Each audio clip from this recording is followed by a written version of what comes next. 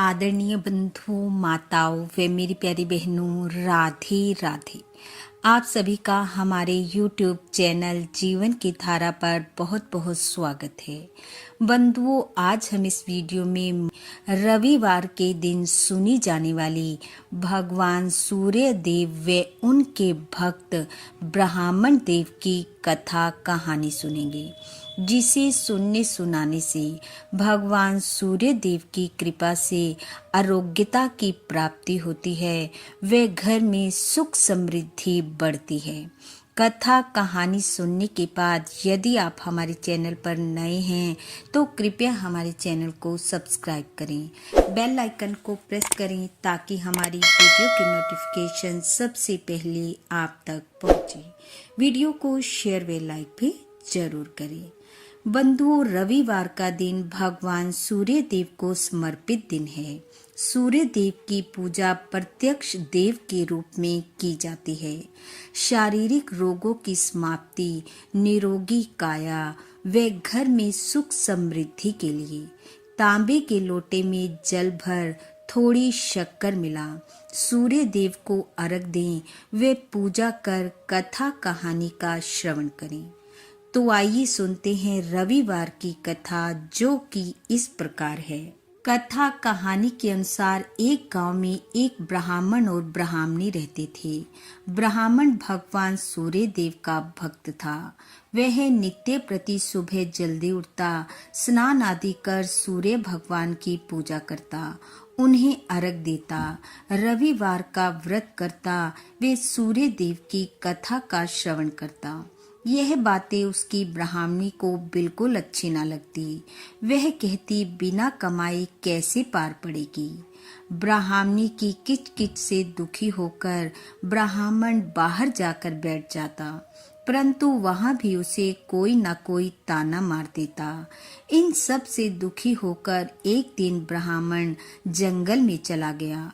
वहां जाकर पूजा पाठ की, भगवान सूर्य देव को अर्घ दिया। तभी ब्राह्मण ने देखा कि वहां एक सूखा पीपल का पेड़ और एक सूखा सा तालाब है। उसके देखते ही देखते पीपल हरा भरा हो गया और तालाब दूध से भर गया। यह देखकर ब्राह्मण हैरान रह गया और वापस घर की ओर चलने लगा कि तभी पीपल में से आवाज आई, मांग ब्राह्मण, क्या मांगता है।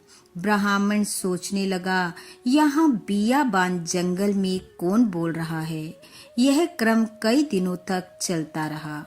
एक दिन ब्राह्मणी ने पूछा, आप कई दिनों से चिंतित दिखाई दे रहे हैं, क्या बात है। ब्राह्मण ने सारी बात ब्राह्मणी को बता दी। ब्राह्मणी ने कहा, वह तो सूर्य देव हैं, आप बोले तो सब मांग लेना। ब्राह्मण ने कहा, मुझे मांगना नहीं आता। ब्राह्मणी ने कहा, सूर्य देव को प्रणाम कर ऐसे बोलना, अन्न दो, धन दो, लाच दो, लक्ष्मी दो, दूध कड़ावन दो, पूत पालने दो, सोना का आखार दो, सोना का बखार दो, झाबर झोला बेटा, लावण आई लक्ष्मी, कुल आई बहू दो, हाथी घोड़ा दो, लाव लश्कर दो, 12 बरस की मेरी काया और 12 बरस की मेरी ब्राह्मणी की काया दो। अगले दिन ब्राह्मण ने वैसे ही मांग लिया।